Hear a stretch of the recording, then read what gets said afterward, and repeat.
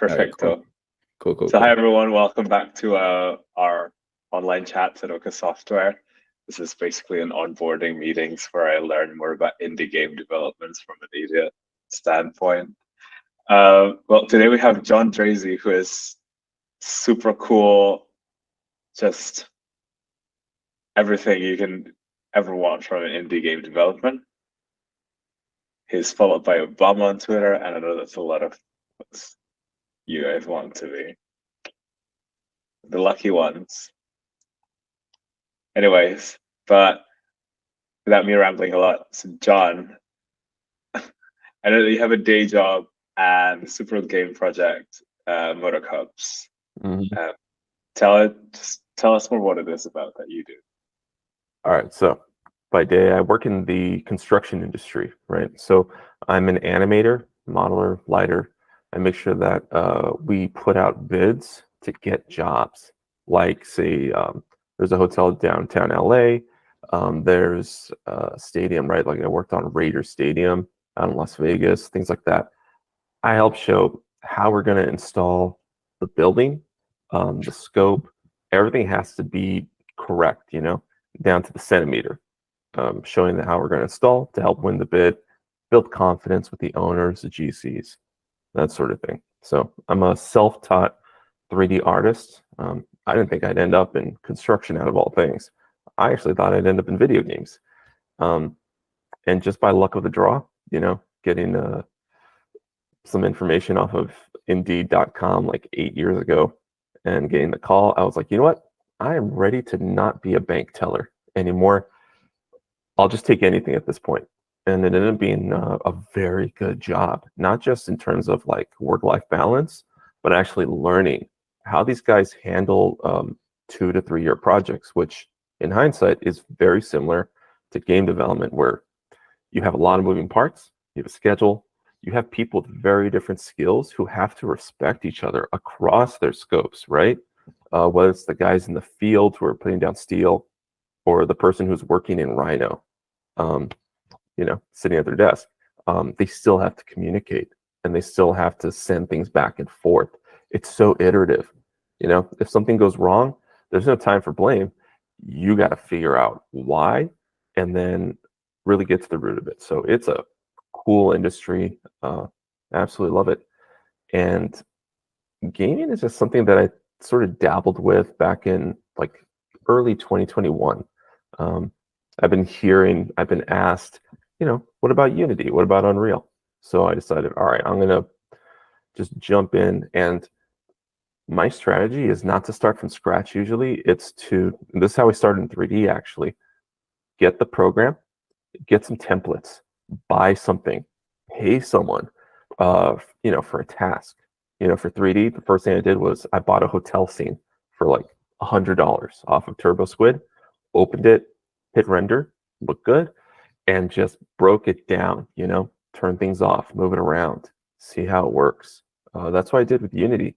I bought some template projects, pressed play, and tried to get to the root of things. So, MotorCubs, it kind of started as like a sort of a template project. And from there, I went on Upwork.com. I tried to look for a programmer who could help me add things for my vision. Because when I play tested this thing, the racing template game, I had ideas. I said, all right, let's add sparks. And we started from there. And it has slowly devolved into doubling the code base, fixing the original code base, and making something that I think is going to be special. Yeah, I think, and also like you mentioned going into Upwork and all of that. Yeah. I think collaboration and networking is really important for indie developers, especially. Do you have any advice for other indie developers who like looking to build connections and partnerships? It can be a bit tricky, right? Yeah. So I say if you're in charge of a project and this is your IP, I think the best way to build a team is not to go on, like, say, social media and ask for volunteers necessarily. You can do that. But when you ask someone like to put in their time in exchange for money, like as a freelancer, You'd be surprised. The quality of work you can get and the professionalism, because I think the important thing is to have good expectations and to understand the lingo. Because, I have an animation background. There were things that I did not know about game engines. Things like textile density, things like having a ton of components in an object delivered to me is bad for Unity. Good for them when they're creating their asset, but in Unity, you got to have the fewest number of components. It's got to be efficient. I learned a few tricks even from Troy, who's doing prompts right now, right? So I pay him a little bit of money per prop. He has an hourly rate. We stick to it, and he does clever things like delivering 2 assets to me, say a traffic cone and then a tire for the barrier. They were on the same texture, and I think it's important if you're in charge not to stop people, but to be curious. Ask them, why did you do this? This looks pretty cool. You have to frame it in a slightly positive way. You don't want them to be freaked out that they maybe broke the rules. But after he did that, I said, okay, any opportunity you see to do this, absolutely do it. And so now I tell him a couple of props ahead of time, because if I had not asked for a traffic cone and a tire after he's done, he never would have put the tire in the UV of the cone. It never would have happened. Yeah. And John, can you talk a little bit more about why that's good to share the same UV space for those 2 models? You want to reduce the number of draw calls as much as possible. So combining objects, textures is really important. One, you don't want to go too high resolution. You have to think about scale, and you have to think about how many seconds it's on screen, especially in a racing game. You don't have to be at 4K. We have textures that are 1K, and nobody has said boo yet. So, you just got to keep taking it down, merge as much as possible. There are plugins readily available from the asset store that will combine textures for you. There's a really crazy one even called Better Lit Shader that made me rethink things like, oh, they're packing stuff into the alpha channel that probably shouldn't be there, or the R's, the G's, the B's. It's really aggressive. I think in that sense, Unreal Engine and Unity are doing things right, and who knows, maybe you can get more efficient one day, letting AI fill in the gaps and starting with, say, we store 1K textures internally, and then the GPU can tap the ML units for something and upscale them to 2K at runtime. That's a dream. Then we're really cooking. Then we can really combine textures. So yeah, as few draw calls as possible. That's the name of the game with Unity. And I come from offline rendering, where we have 2 to 4 hours per frame, and then I'm stuck with 30 seconds, 30 frames per second or 60 frames per second. It's a wild universe, Unity. Yeah, totally. That was a really interesting idea about the real-time texture upscaling with AI. That'd be really cool. It would be awesome to see how that can be applied to also help reduce storage sizes. Because I know you're a Call of Duty guy, right? So yeah. Call of Duty's 200 gigabytes now? It is. A lot of that's textures. So it is all texture. It would be nice to have those download times a little bit faster. Yep, exactly. And yeah, who knows? Maybe in the future we'll just light map our levels as you play them, or when it loads for the first time. That would be oh, perfect. But Call of Duty does something like that for Warzone. I found out they actually bake the shadow maps for the level as you navigate through the level. I saw the live tile from the developer, and you just see tiles of the map popping in. So it's rendering and playing at the same time. It's incredible. It's really cool. Real smart. Yeah. So obviously there's so many particles of the job that you are responsible for. How difficult is it to balance it all out, John? Oh man, it is stressful. It is crushing. If you do not have a list of tasks on something like Milanote, which is what I use at milanote.com, something that I tried at first was having, what's it called? Where you tell someone hey, you have 2 weeks, it's got to be done turn in your ticket, press complete. I think it was like Jira. I actually tried that the first month or two of the project, and I realized, oh, I'm spending more time managing this system and getting tickets done, putting photos, all little links. It became a job in of itself, so I scrapped that. I'm very good at just leaving things behind if it's not working. Lifelong lessons. Know when to give up. That's a great skill. And find another solution. Milanote I liked because it's a Kanban system. You can make lists, but you don't have to put dates, because honestly, does anybody know when something's going to be done? No. You cut yourself off. That's the truth. So I had tasks for Jason, right? Like, hey, I want to make sure that when we're at the main menu, we want to see how many honeypots are left in the level, which then lets him conjure up the things that we need to save in player prefs, right? He would ask things like, is it important to know which honeypot is which honeypot, or are we just doing a counter, because that's a big deal. When we were talking about bike coins, which are the little coins that lead you to the honeypots, I thought, we should save each one. And so that way, as you drive through them, when you come back, well, they're not there anymore. And he said that is really hard and actually really stressful on player prefs. If you're going through them, bing, bing, bing, bing, bing, like within fractions of a second, you're hitting player prefs over and over. And I said, wait, so in Spyro, on PlayStation 1, it knew the identity of every single gem in the game. Tens of thousands of gems had their own ID. And we were thinking about that. And he said, that is crazy. But maybe the only way they got away with it is that it didn't save unless you went to a save point, in which case it did all that work on the memory card. So okay, maybe we'll look into delayed player pref saving at some point. But that's the process now.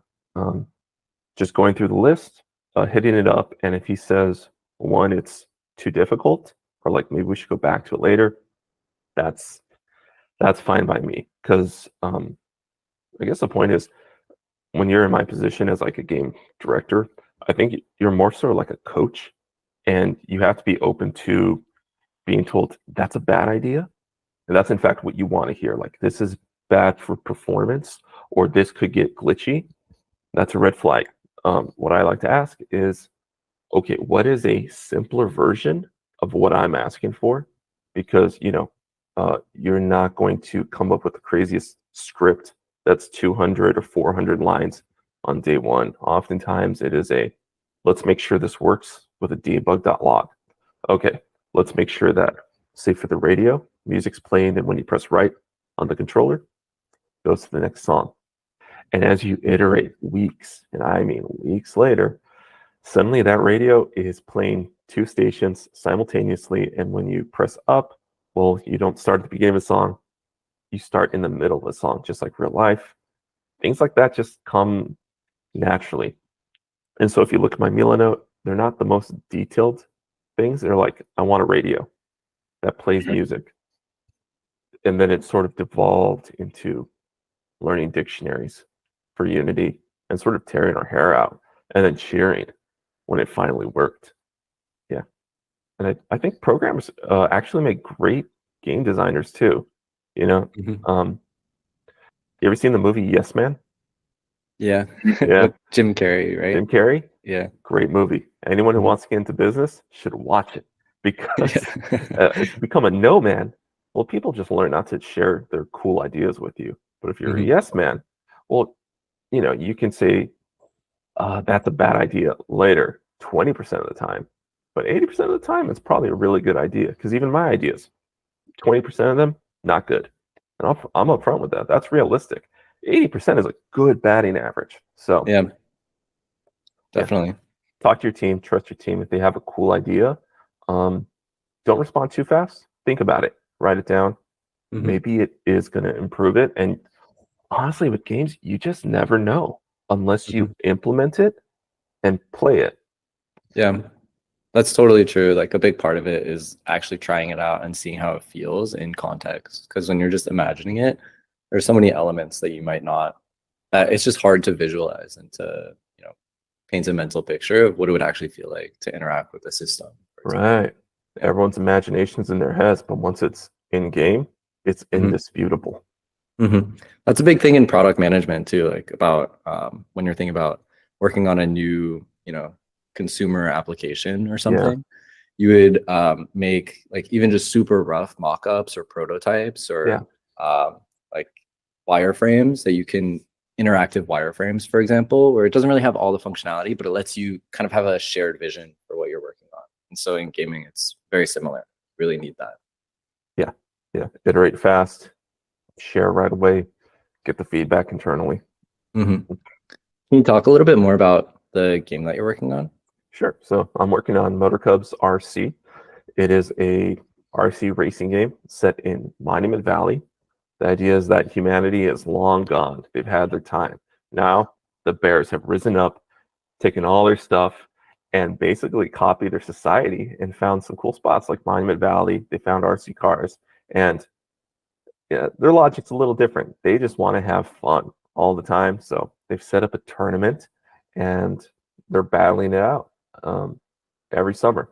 So this is the first MotorCubs tournament essentially, and they've got their grandstand set up, and it's a very explosive game. What I like is that as you drive around, there's hazards like cactus to watch out for that could explode your car.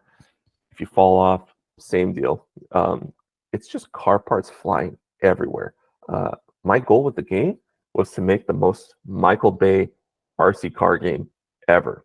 Sparks, flames, smoke, a lot of atmosphere. That's what I wanted to go for, was like strong lighting, good atmosphere. And in fact, I guess that's a good segue. Buto is perfect for this game because I'm adding Buto not to scenes where, I don't know if you guys know, Buto is great for fog. What's cool is you don't need a foggy day to have to use fog. In fact, when you look at really good cinematic movies, they've got just a little bit of volumetrics, even the daytime scenes. So we're using Buto in the dark, in the rain, in the daytime, wherever we can, just to add that extra sense of depth. Because like if you study cinematography really quick, right? Like Roger Deakins, who's really famous for his work on like Blade Runner 2049. He has a website. You can learn from him. He has all of his tricks. He's in his 70s. He doesn't care. He will give you all his tricks. His concern is that these tricks live on, right? So keep it up, guys. Study it. Put it in your games. Learn it. Yeah, that's what I really love about MotorCubs on the trailers, especially, is how cinematic it is. And because we feature a lot of MotorCubs on our YouTube and everything. Yeah. So it's so lifelike and real, but at the same time, it's not so real. But it's cinematic. I think cinematic is the word that I is used to describe it. It's just so yeah. We're going for like scale. The people who play tested at GDC, they said like, thank you for actually giving us a scale, because they caught on really quick what the inspiration was and started asking me hard questions. But the scale was definitely something that they really enjoyed. And I have to say, that is tough on Unity as well, having a draw distance of 500 to 700 units. But I was very clear, we need that scale, because when you bake stuff into a skybox, it's not moving. And things that are in the distance, even mountains, they do have just a little bit of parallax shift. Yeah. So currently we have all real geometry for everything that's in the game, everything in the scene. So not faking it. It has a draw call and a rendering cost, but it didn't seem to matter. I think it was more important to hit 60 frames a second than it was to hit 120, which is a massive difference in terms of draw distance, draw calls, resolution. And I gotta say, frame rate is king. As long as you can keep your frame rate That's all that matters. You don't have to go too high. Definitely don't develop a game on the best PC rig you can buy. Get something mid-range. It helps everybody because your customer is more often than not mid-range. So That's true. Because it might look good on your computer, but might not for everyone else's. yeah, this actually happened to me. This is a true story. So wow. it was like July 4th, about a year and a half ago. And I was excited to get the game out in people's hands. And I think Dave Jaffe said something about like racing games. And so I just added him on Twitter. And I was like, oh, yeah, you might like this one. And he said, oh, the game looks pretty cool. I want to try it out. I was like, Dave Jaffe wants to play MotorCubs. Okay. And this is before we had any of the current in-game content or the levels. We were doing things very high poly, very bespoke. We were not using a kit at all. We were hand modeling the level. So he plays it on stream, and it's like 15 frames per second. And I asked him in private, I was like, hey, can I get the specs on your PC? He didn't know what they were. And at first I was like, how does the director of God of War not know the specs of his PC? And of course, the little voice in my head was, he was working on a console where you don't have to worry about specs. You just worry if it runs. I was like, okay, this is on me. This is my fault. So I stopped working on a hardcore desktop. I got a laptop instead, and I got 15 frames per second. Yeah, I was like, oh, it's not him, it's me. All right, cool. Maybe I should have been mid-range this whole time. So that's my recommendation. Yeah. And I think that kind of goes into like who your target audience is for this game, right? Like, because when you're thinking about what kind of machines you want to target, you have to think a lot about like, who am I making this game for? Is it for, like people who are targeting the most high-end hardware and will have an RTX 4090 or whatever? Or is it for like more of a, like, what kind of gamer are we targeting? And so can you talk a little bit more about like who MotorCubs is targeted at? Like, who do you think would be like the perfect person to play MotorCubs? Oh yeah, the person with a 1440p monitor with an RTX 2080 or maybe a 3080 would be perfect. Someone who sort of keeps up with generations but waits a few years. Get it? Even apart from that, like just from a like personality or like other games that I play standpoint, like what kind of games do you think that this person would be playing today or maybe in the past? In the past, definitely people who played a lot of Dirt Rally or a lot of MotorStorm, especially MotorStorm people. Because like what I loved about that game was the difficulty level is still off the charts. The smallest bump off a rock could send you flying into just turmoil, It had like hardcore rock music, definitely had like a Burning Man desert vibe where it was just like That's cool. in your face, like suck it up, bro. That seemed to be the motto of MotorStorm, which is suck it up and try again, because it made victory feel that much better. I didn't want racing line arrows showing you the path. I want you to pay attention to the clues that we've deliberately put in and make choices that may or may not work. I am not against trying to level 5 to 10 times to get on the podium. And I know there was a lot of questions too, like, what if the game is too hard? And I said, you know what? I don't think people have ever said Contra was too hard. They didn't. Or, I remember when guys in school, when they beat Majora's Mask, it was a badge of honor. And they were constantly sharing tips. And I was like, you know what? Maybe that's what's missing from modern games, is the word of mouth isn't quite there because the difficulty isn't quite there. And, like gamers especially like to kind of brag. That's why they invented achievements and trophies. I don't think, 5% completionist for like all the trophies is a bad thing necessarily. I think you want that. Yeah, you want the player to actually learn your levels and feel smart once they do. And so I think this comes to the game design too, where originally our first level, which is no longer our first level, when I introduced people to Dive in the Hive, they got crushed. They gave up really fast. And the problem was that it wasn't that it was necessarily hard. It was that it was too tight. It didn't give people room to breathe. So I was like, oh, okay, difficulty in this game specifically, because it's racing, is track width. It's the same mechanics. We don't make the AI easier. We just give you more room to breathe, to think, to make decisions, and to make the levels harder. We compress them into narrow paths, and it doesn't even have to be the whole level. You can, like music, right? You can raise the volume, you can lower the volume. That's what I've slowly learned over the years is putting difficulty into the level design and not manipulating it based off how you're performing right now. We don't do rubber banding. And in fact, all the vehicles have full physics at all times. People don't know this when you play like Forza Motorsport, right?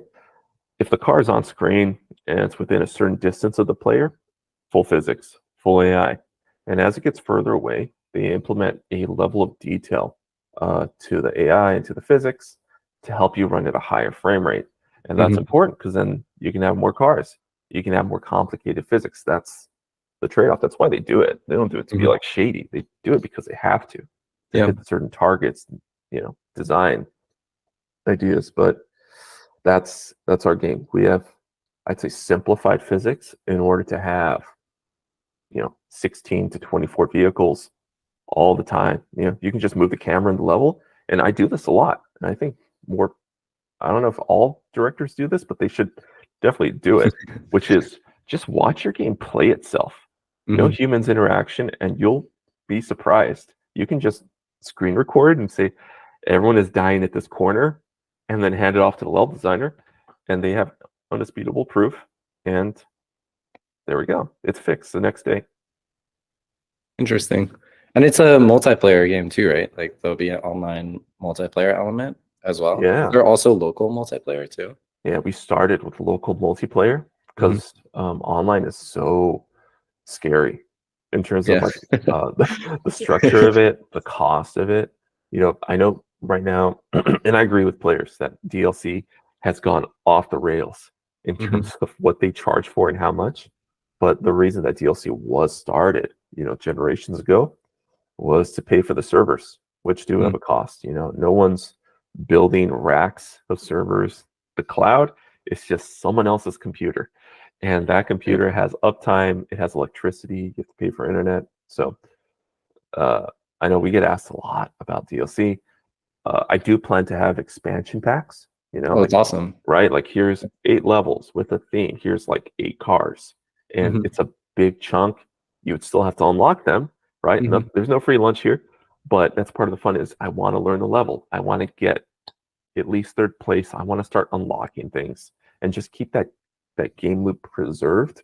And of course, the best way to preserve that game loop and give it legs is online multiplayer. So we are looking at a solution called Coherence, which it looks a little bit more robust than, say, the default Unity Proton system, where you don't have to be a programmer. All Coherence as an online multiplayer system wants to know is, what are your game objects? What are the physics components? That's it. And supposedly it just works. I know a guy who's working on a game called Fungal Front, and he demonstrated Coherence with 175 units on a laptop, another laptop, and they were perfectly in sync. So I was like, okay, that's awesome. This can handle 24 cars and possibly handle the hundreds of pieces of debris in the game. I do have to talk about this one thing, which is my motto for the game is everything matters, everything moves.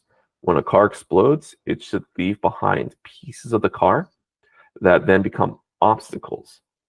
So, when we first started, we used to put a lot of rocks around the level, but the problem with the rocks is that they all look like rocks, and they're sitting on rocks, and it can be a little difficult to discern them. But metallic and rubber and plastic, those stand out like crazy, especially if some of them are on fire. And so testing it out, that's why we have car pieces that are persistent. One, there's particle effects, but most of it is real geometry with rigid bodies. And when you drive over them, they can actually mess up your trajectory. So that's really cool. Right? So if you're in a bigger car, we have real mass. And the mass goes from like 9 for the smaller cars to 13 for the big ones. So the big ones, you're just plowing through all that. You just don't Yeah. have the speed, but you have, I'd say, the resistance. Yeah. So That's really cool. right, like I don't know any racing games that do that, but that's what I wanted. Like that's what MotorStorm was. They were Yeah. just like there were like car pieces everywhere. And there's like a collectible element too, right? I Yeah. think you were mentioning Spyro earlier, and I think I remember from what we were talking about before, there's like some collectible items in the game. Can you talk a little bit more about how that works and like the inspiration for that part? Sure. So I'm a huge fan of Insomniac games. You know, Spyro was all about collecting the gems, and there were small little trophies that would give you health. Brilliant. I think Ratchet and Clank took it up a notch with the gold bolts, which, you know, you would just see a flash of gold out of the corner of your eye and be interested and try to get there. And so you would see on the map, oh, there's these grayed out paths, and you would wonder, like, how do I get that? So I wanted to basically inspire people to go off track and explore the platforming element of the game and take some risks. You know, something we're experimenting with right now on Granite God Mesa, which is the opening level. We have a large bridge that you pass under after the first 30 seconds. And we did this. We actually made a jump so that as you arch up, you can see this giant gold honeypot just sitting there on the bridge. And with some like byte coins, it really stands out. And so you have to figure out how to get there. And we put as many clues as we can with lighting, signs. If you get to that first honeypot, well, what do you know? There's more byte coins that take you around the corner. You get the second honeypot. As you get that second honeypot, you have a wide view of the whole level from that vantage point, and you can see the third one. And it's up to you to get to that third one. So, one, it creates a sense of wonder, right? Two, it justifies how big we're making the levels. You know, suddenly it's not just for looks. It's also for exploration. And I think it gives people something to do if they're not into online multiplayer. And if they're, you know, maybe taking a break from racing, they can go off track. They can have more fun. And the best part is once you get all 3 honeypots in a level, we actually reward you with a new car. So that plays into easy, medium, difficult, you know, playability levels. I want to say, even if you're not great at the game, you can still unlock some content, right? That's I think good game design. You know, you don't have to have a button that says easy. Like, why don't you design it easy?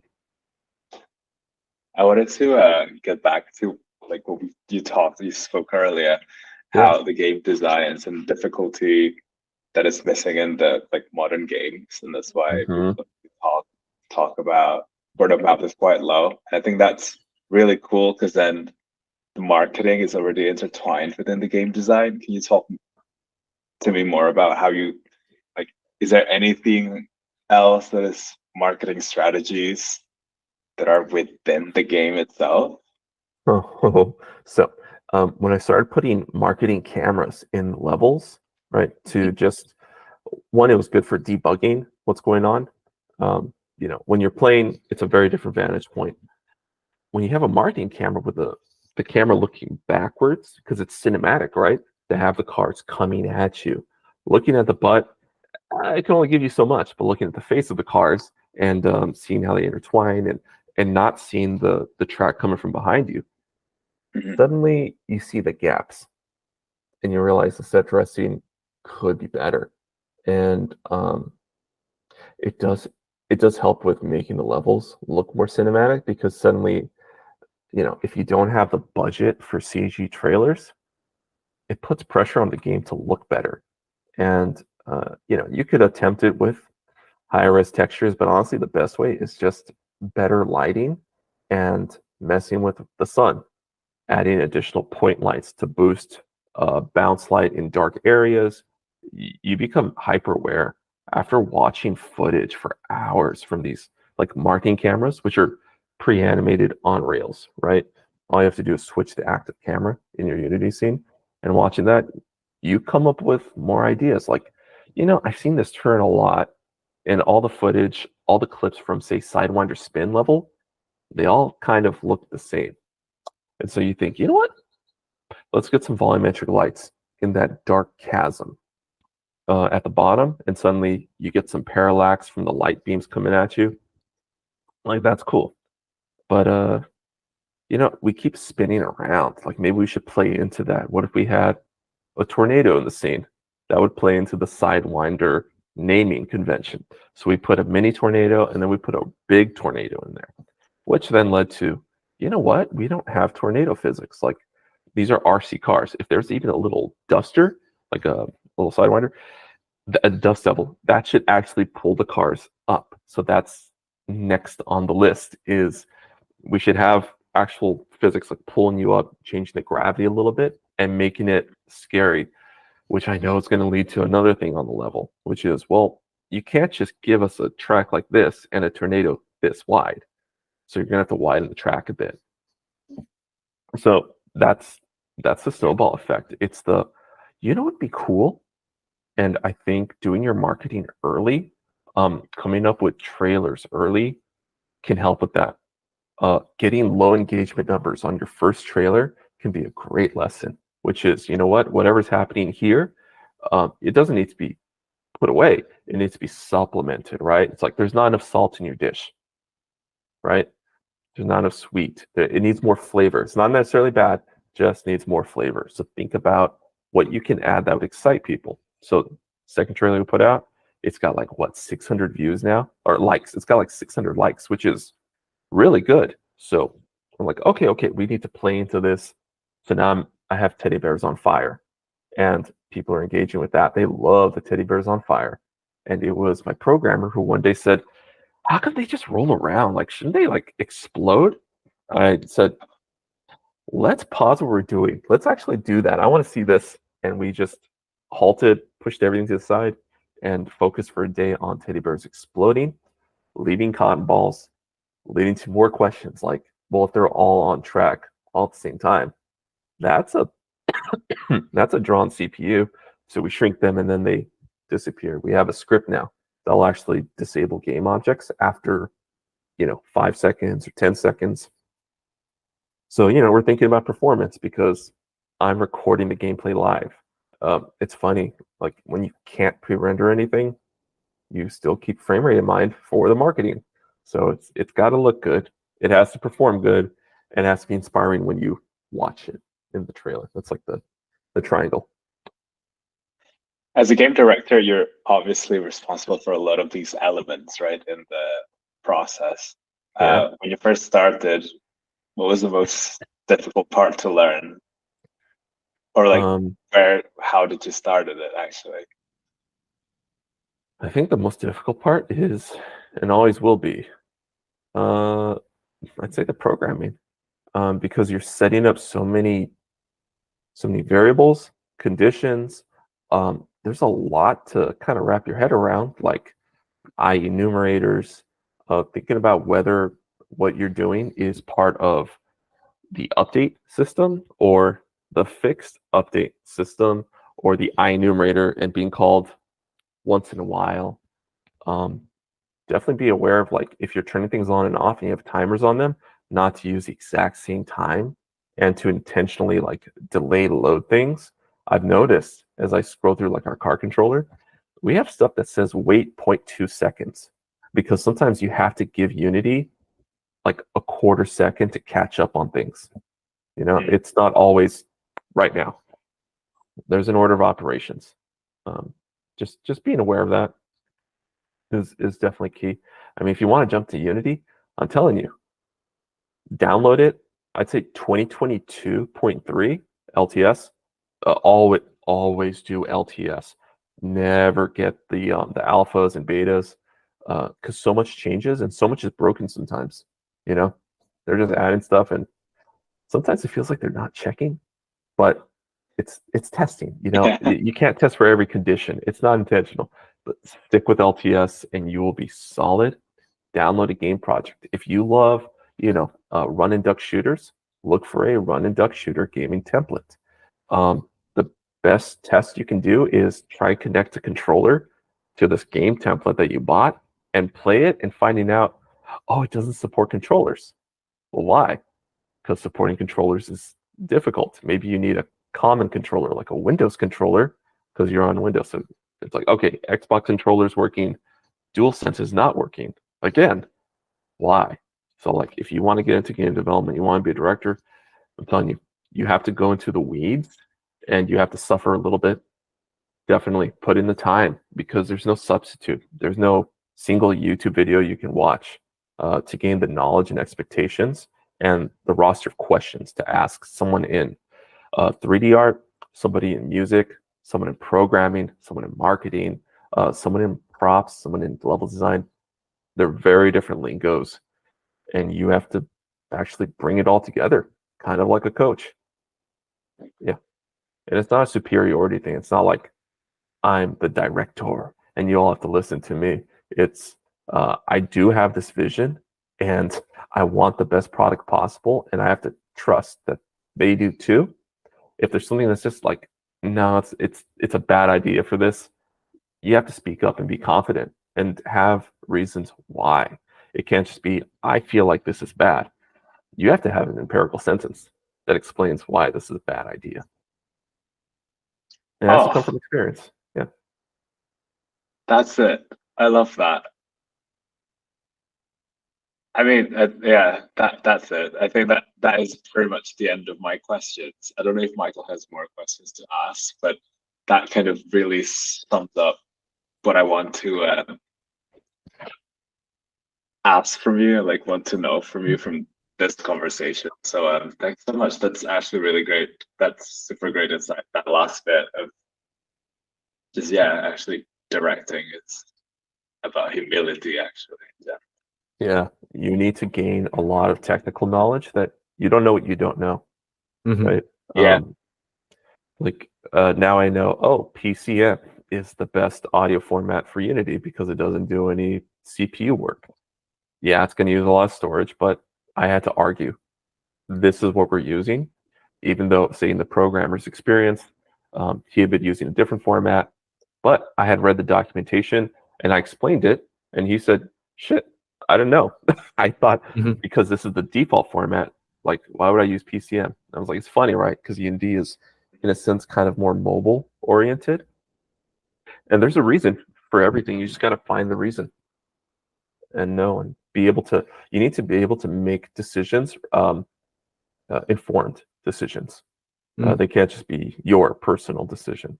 They got to be informed decisions. Yeah. So get more technical and coach around and just keep at it. I would say like that's where solo dev can be kind of tough, is because you have nobody to bounce ideas off of, no one to really get feedback or learn from. So I highly encourage anyone who is, say, in solo dev. It's not bad. It's just, it's a harder experience. So even getting a second person on the team will do wonders, I would say. Yeah.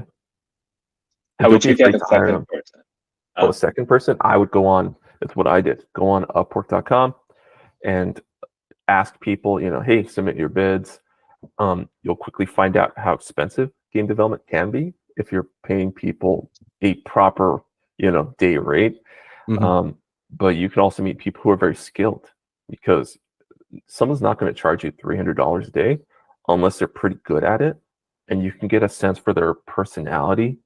I think, if MotorCubs did really well and we were able to make our own like actual studio with an office, I surmise that I would actually go back on those websites, those freelance websites, find people who are local, hire them for specific tasks, and get a sense for their personalities.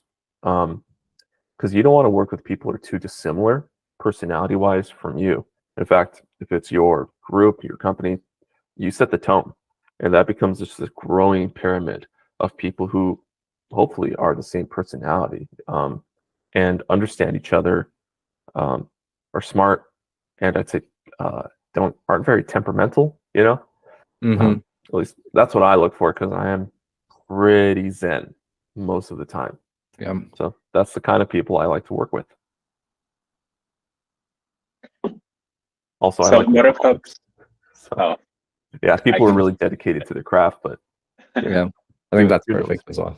Yeah. Yeah. Oh, Michael, do you have any more questions?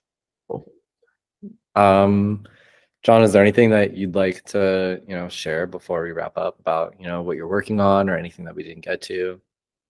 Well, I do have a vision beyond just this game, right? Something that I touched on is, this is sort of tapping a memory from, say, 2007, right? My target audience with MotorCubs RC are basically guys who played MotorStorm back in the day, who are now in their 30s, who do not have this experience anymore. People who played Burnout 3, who just don't have this experience. And hopefully when they see this again, they get inspired to just make the leap of faith and have fun and not worry about a season pass and put in the time and just feel a range of emotions, whether that's like frustration or elation. Yeah. I want them to feel something with the game. That's what I want to bring it back to. It's nostalgic. And the core philosophy of my group is we're going to make nostalgic games. After this, we do have plans to tackle something that's more in like the Twisted Metal scenario where you're battle racing, playing off our knowledge of physics of cars. And then after that, we have other games, we want to build each other's games in a sense. My musician, he has a whole storyline for like a Final Fantasy style tactics RPG. And I said, I would really like to do that. So that's on the table as well, and I think it's a cool idea what he has in store for people. Because like you guys play, have you ever played like Final Fantasy Tactics? Yeah, definitely. Right. Great game. Great game. Your little characters on a tile grid, and I like that you can think about what you're doing. And we talk like, well, what if? It'd be cool, which is having humans and robots on the battlefield at once. Like, how does that change your level design? How does that factor in for the story? Because I told him something I noticed is you'll do battles, you go to the story, and it's like nothing happened. So, what if we merge the two? What if like the battlefield is your story field, and you have to deal with those consequences? It's kind of a MotorCubs sort of idea, which is, well, whatever happened, well, it's still there. And you have to deal with the consequence of what happened in that spot, just like real life. So I can see these game ideas sort of bleeding into each other and inspiring each other. But at its core, yeah, we're going to keep making nostalgic experiences that take advantage of current hardware. They won't necessarily look super realistic. I don't think that's something people should aspire to, but they should remind you of reality. They should be hyper real, even, right? This is something I should talk about. All the rock formations in the game, they're procedurally generated, but they're procedurally generated from specific shapes that we have modeled, right? And the reason that I did this way, working in Houdini and coming with systems that generate the rocks is, at the time in 2021, Call of Duty Modern Warfare was still big, right? And then I think Part 2 had just come out, and there were photo scans. It was photogrammetry was the big deal. Like, it's high, super high resolution. I would say too high resolution rocks. And I'm like, man, if I had to race on those, the car would just go nowhere.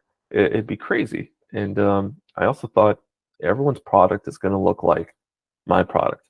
I don't want people to look at racing game B and C and D and confuse them. I don't want my game to be confused in the mix. So that's how the game ended up with a very unique look. Is it doesn't use any assets off the asset store, which I know kind of goes counter to what I said, like start in the asset store, don't end in the asset store. Making custom assets will give your game a unique look. If you're looking for unique, you got to let someone make it. Yeah.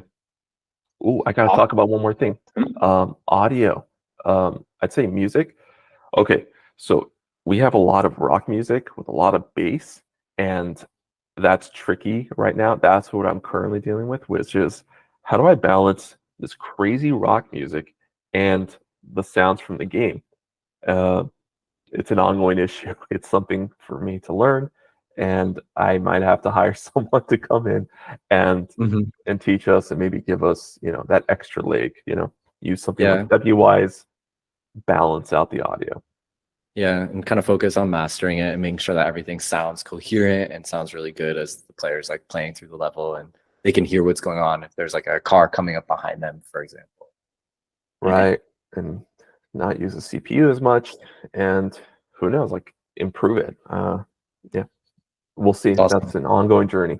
Yeah. So if someone wants to play MotorCubs, where can they find it? Steam. They can buy it right now on early access for $11.99.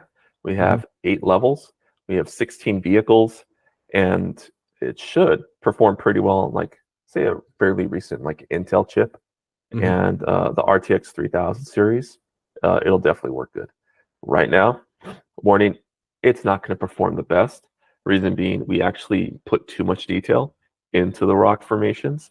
So we're currently, I can't believe this, we're redoing the rocks for a 3rd time. Okay. And I think we're finally going to nail it this time.